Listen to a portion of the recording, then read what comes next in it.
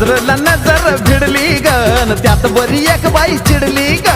नजरेला नजर भिडली ग त्यात बरी एक बाई चिडली ग नात्यानं निघली मावशी ग तुझी मावशी ग तू लय भारी दिसत होतीस त्या